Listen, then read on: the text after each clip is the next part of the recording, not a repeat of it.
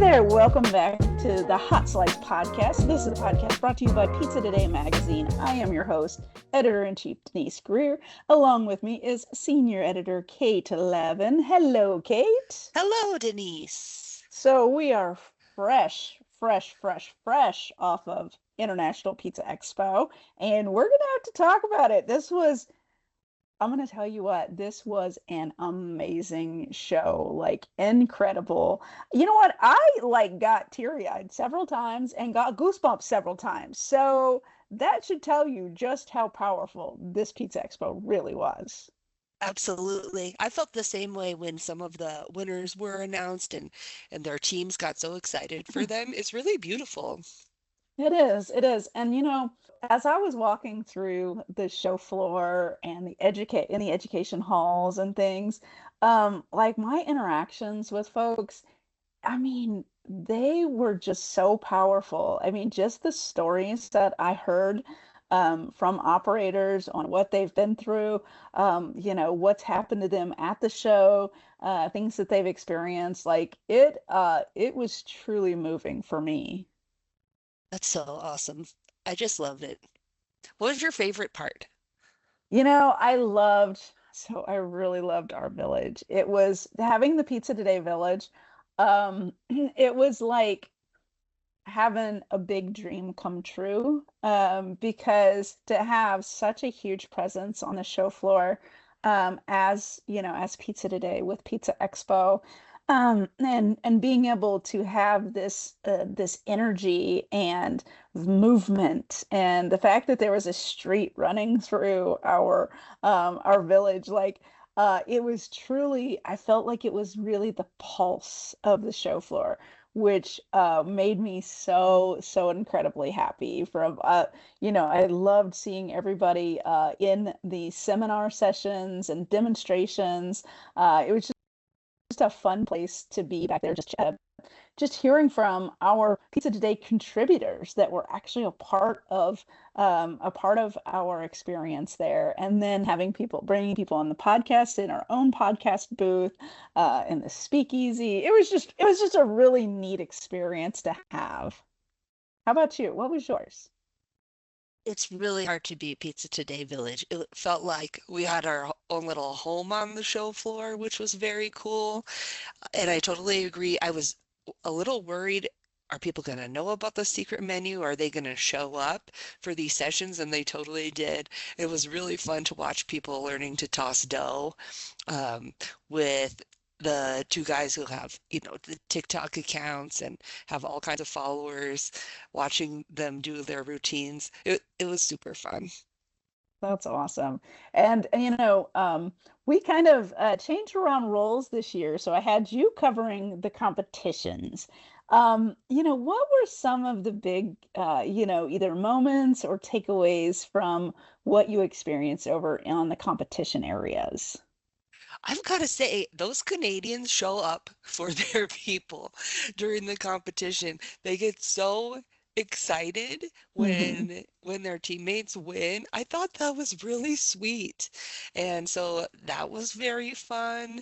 Um, let's see. Also, I guess the excitement about waiting to see who is going to advance from the preliminaries to the finals. Everyone, and I put them up as fast as I got them. And, Yeah. yeah, it was a little bit of a nail biter on Tuesday night. I'm pacing around my hotel room waiting Yeah. for the results to come in. Uh, but I think last year I really, really loved the acrobatic dough tossing, and it was also so fun this year. Absolutely. It's just a blast. It is so fun. And you had mentioned something with the competition area. Um, so when because I was monitoring social media, and Mirko De Agata, from Pizzeria 9, number 90 in Canada. He's the one that won Pizza Maker of the Year. He posted a video of him being announced as Pizza Maker of the Year. And it made me cry. Like he was crying, I was crying while I watched it. I reshared it on Pizza Today. Like it was such a touching moment to see him win because last year I had interviewed him when he won the Neapolitan division. And so he came back and won pan. That really Man, that surprised that's me. just that's Yeah. amazing because if you look at two styles that couldn't be more different, it would Mhm. be a pan style pizza and a Neapolitan pizza. Like they are completely different. And so to come back and win that division and win Pizza Maker of the Year with a pan pizza, like it's just so inspiring. And I can't wait because I've interviewed him for his award, and that's going to be coming up on pizzatoday.com for his honor. And I'm telling you what, he has such a great story. I all of the winners have such amazing stories that I cannot wait to share those as we're coming back from Pizza Expo and be able to share them in a bigger way and really tell their story. Absolutely. Oh, and you just reminded me, we have all kinds of stories in the bank from our Pitch the Editors of Pizza Today event that we did. Yes, the Pitch the Pizza Today editors. And so it was really fun because you and I both had microphones and we sent a mic out into the audience and we both kind of talked to people and one of us we took notes on every one of those folks that presented their pizzeria.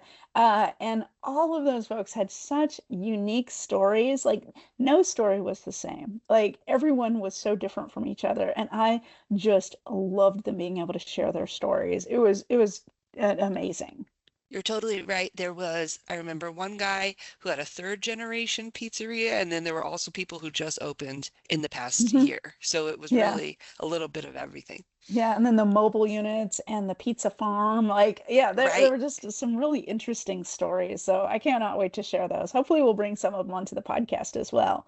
Um, Yes. but and I'm going to tell you what, as I walked the show floor, I just noticed, you know, I would say 5 years ago, we saw this huge uptick in technology. And it is about 1,000-fold this year.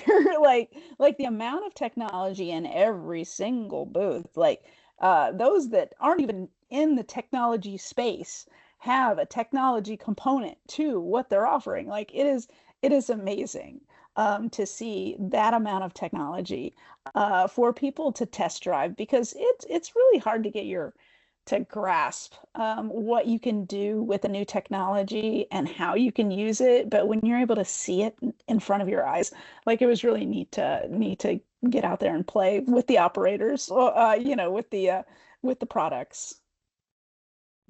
Yeah. If I could go back right now, I would eat a whole lot of cheese. I'll tell you that much.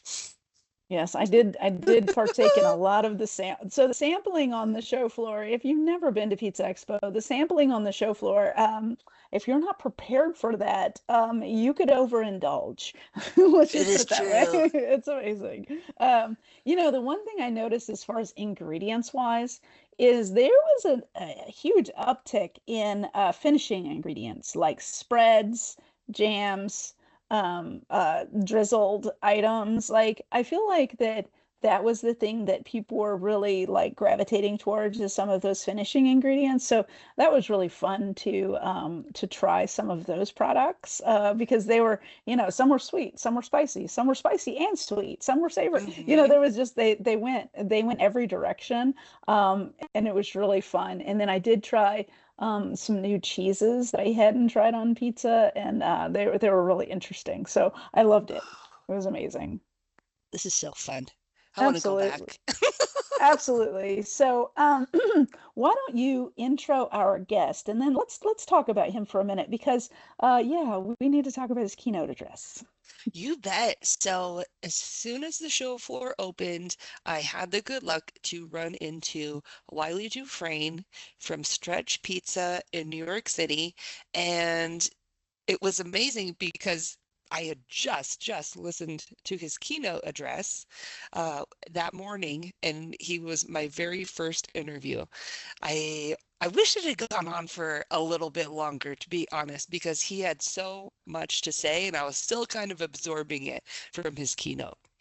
Yeah, and his keynote, I'm going to tell you what, I sat there and I was taking notes after notes. I mean, he was a quote machine. I think we had like kind of identified that. And so one thing that I really loved is he really brought that curiosity, that element of creativity, that, that looking at something differently, taking, don't just look at an item one dimensional. While some of his ingredients were very like upscale, and really gravitated towards that culinary, like creativity but his message was really about, taking something and really looking at it in new ways and asking yourself, what happens if I do this?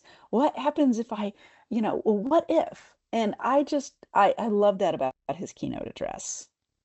Absolutely. It was really cool how he would take a dish everyone was really familiar with, like an eggs Benedict, and break it down to its most simple forms and kind of reconstitute it. And Hmm. he's sort of doing some of the same things in his pizzeria. In our interview, he talks a little bit about their take on hot chocolate that they're doing at Stretch Pizza. And Ooh. yeah, yeah, and it's not your average hot chocolate, I'll tell you that much. Yeah, one thing that I found striking is we're going to do a dough science issue here in a couple months, and he hit on something that I think is profound. Is that he mentioned what Chris Decker, John Arena, Michael Vickney are doing at Truly. He and Donna Baldwin. He mentioned what they're doing with their micro blistered crust, and a lot of people they see that crust and they're like, "Wow, that is insanely unique." And while I've tried to get the secrets out of Chris Decker, I can't get them out of him. But I think it's really a neat phenomenon to take something and create something so new because pizza's been around for so long. It's to always be coming up with new things, especially in dough, is a really a challenge. And he equated their microburst crust to a paradigm shift in pizza Ugh. crusts. So I think that that is really cool. And I'm gonna be really curious when we do this dough science issue about exploring those kinds of things where people are taking general traditional doughs and adapting them and applying their own unique way of doing things. Like I'm just super excited about that. And he really hit on that. And that's something that really piqued my interest. Yeah, something I've noticed ever since I started interviewing pizza makers for Pizza Today is they're never entirely done with their dough. They're never No. 100% happy with it. It's always an evolution. And that's, I think, why you can do something like this for, you know, 10s, 20s, 30, 40, 50 years. Absolutely, I think so too. Well, let's dive into your conversation. And one thing I'll say is, if you want a little more information, we did do a full feature on his keynote, and we'll do a lot of follow-up once we're back in the office and recovering from Pizza Expo. We'll you know come down from this high for a minute. We'll get into even some more analysis of his keynote. But let's just jump into your discussion with Wylie. I just can't believe you grabbed him that quickly. I think he was your first interview. Yeah, I got real lucky. That's amazing. All right, here we go. Are you looking for smarter ways to improve consistency, efficiency, and bake quality in your pizza operation? Spokane Valley, Washington-based Lloyd Pans is the trusted name for commercial pizzerias and home chefs alike. For over 40 years, Lloyd Pans has been creating innovative pizza pans and tools designed to deliver perfect results every time. Whether it's crispy golden pizza crusts or perfectly baked pastries, Lloyd Pan's durable, stick-resistant, and proprietary pan finishes are a game changer. Going beyond pizza? Visit lloydpans.com to explore our lineup of food service and bakeware pans and accessories. Need shipping quotes or custom products? Email sales@lloydpans.com for personalized service. Are you looking to get your brand in front of passionate pizza pros? Well, you've come to the right place. the Hot Slice podcast brought to you by Pizza Today. We're all about everything pizza business. Each week, we dive into fun conversations about trends, tasty tips, and insider stories from the pizza world. Our listeners are engaged and eager to discover what's new and improve their craft, with help from brands like you. Imagine your brand reaching pizzeria owners and pizza enthusiasts while they enjoy our laid-back chats. It's a perfect match. Whether you're selling equipment, ingredients, or anything that makes pizza better, our ad spots are designed to connect you with the right audience. So if you're ready to slice into something special, reach out to us about advertising on the Hot Slice podcast. Let's share the love of pizza together.